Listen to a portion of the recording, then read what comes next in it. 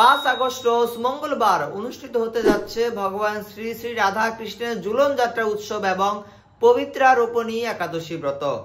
এই উৎসবটি ভগবানের সবচেয়ে প্রিয় একটি উৎসব। বলা হয়ে থাকে এই উৎসবের নাম swing festival of Shri Shri Radha Krishna. Skanda পুরাণে বলা হয়েছে, যেই ব্যক্তি ভগবানের ঝুলন যাত্রা উৎসবে একবার অংশগ্রহণ করে তাকে কখনোই আর জননী জঠরে প্রবেশ করতে হয় না, অর্থাৎ তার আর এই জগতে ফিরে আসতে হয় না, তার আর পুনর্জন্ম হয় না। হরে কৃষ্ণ। সুপ্রিয় ভক্তবৃন্দ, শ্রাবণ মাসের শুক্ল পক্ষের এই তিথিতে এই দুটি উৎসব পালিত হতে যাচ্ছে।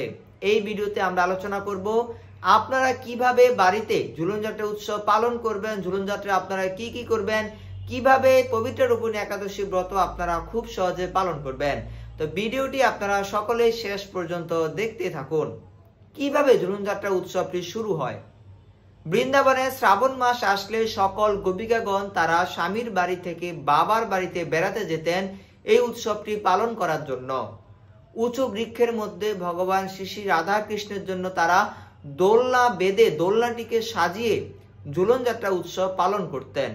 হরেক রকম পুষ্প এবং গাছের লতা পাতা দ্বারা সেই ঝুলনের জন্য দোলনাটিকে তারা সাজাতেন। এরপর রাধা এবং কৃষ্ণকে সেই দোলনায় বসিয়ে তারা সকলে দোল প্রদান করতেন। মূলত সেই সময় থেকেই প্রতি বছর শ্রাবণ মাসে শুক্লপক্ষের এই তিথিতে ভগবানের এই ঝুলন যাত্রা উৎসব পালিত হয়ে আসছে। এই উৎসবটি বর্তমানে সারা বিশ্বে প্রতিটি ইস্কন মন্দির সহ সকল স্থানে পালিত হচ্ছে। সুপ্রিয় ভক্তবৃন্দ, ঝুলন যাত্রা উৎসবটি পালন করার জন্য আপনারা আপনাদের বাড়িতে ভগবান শ্রী শ্রী রাধা কৃষ্ণের যদি বিগ্রহ থাকে কিংবা চিত্রপট থাকে, সেই সকল বিগ্রহ কিংবা চিত্রপট দিয়ে এই উৎসবটি আপনারা পালন করতে পারেন। উঁচু একটি জায়গায় দড়ি বেঁধে দড়িতে আপনারা দোলনা প্রস্তুত করে দোলনাটিকে বিবিধ প্রকার সুন্দর পুষ্প এবং বৃক্ষে লতা পাতা দ্বারা সাজিয়ে আপনারা সেই দোলনায় ভগবানকে প্রতিষ্ঠা করবেন।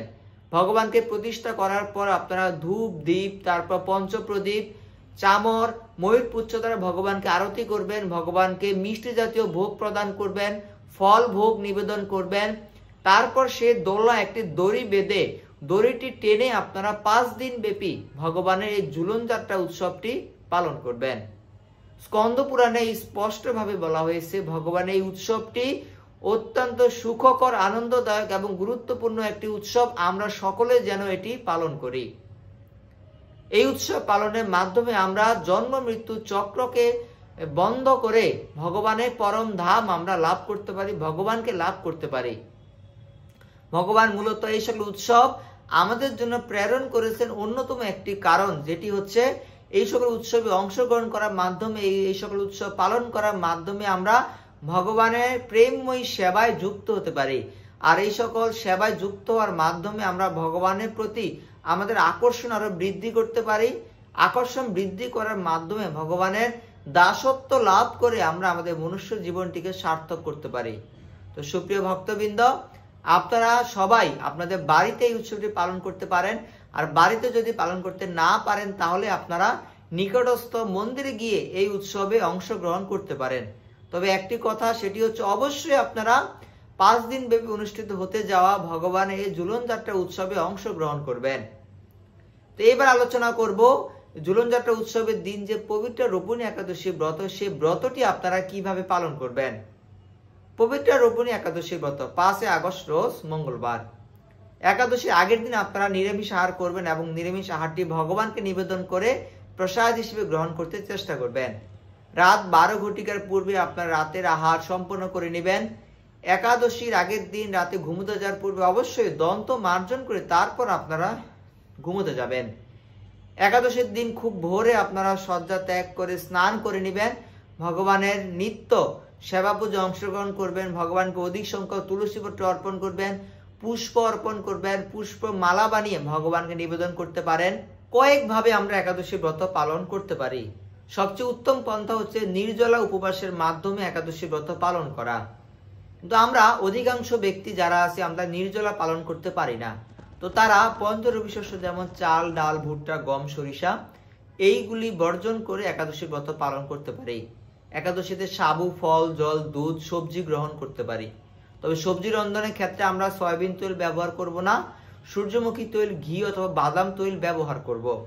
এই দিন আপনারা পবিত্র রোপণ একাদশী ব্রতে ব্রত মাহাত্ম্য কথা পাঠ কিংবা শ্রবণ করবেন। শ্রীমদ্ ভগবদ গীতা থেকে আপনারা শ্লোক অধ্যয়ন করবেন। যেহেতু এই দিন থেকেই ভগবানের ঝুলন যাত্রা উৎসব অনুষ্ঠিত হবে, তাই ভগবান যখন দোলনায় দোল খাবেন তখন আপনারা ভগবানকে ঘৃত প্রদীপ নিবেদন করতে পারেন। এইভাবে মূলত দিনটি অতিবাহিত করবেন।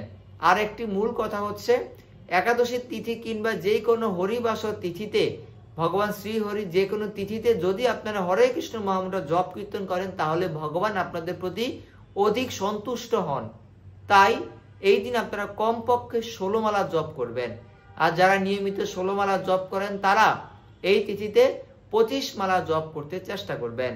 ভগবানের ঝুলন লীলা আপনারা শ্রীমদ্ ভাগবতম কিংবা লীলা পুরুষোত্তম শ্রীকৃষ্ণ গ্রন্থ থেকে অধ্যয়ন করতে বা শ্রবণ করতে চেষ্টা করবেন। মূলত এইভাবে একাদশী তিথি পালন করার পর একাদশী পরের দিন পালনের নির্দিষ্ট সময়ের মধ্যে আগের দিন যে পঞ্চরবি শস্য বর্জন করেছি, সেই পঞ্চরবি শস্য ভগবানকে নিবেদন করে তারপর সেই মহাপ্রসাদ গ্রহণ করে আমরা একাদশী ব্রত সমাপ্ত করব। তো সুপ্রিয় ভক্তবৃন্দ, আপনারা সকলেই ভক্তি এবং শ্রদ্ধা সহকারে এই ঝুলন যাত্রা মহোৎসব এবং পবিত্র রোপণী একাদশী ব্রতটি পালন করুন। দেখা হবে অন্য ভিডিওতে। হরে কৃষ্ণ।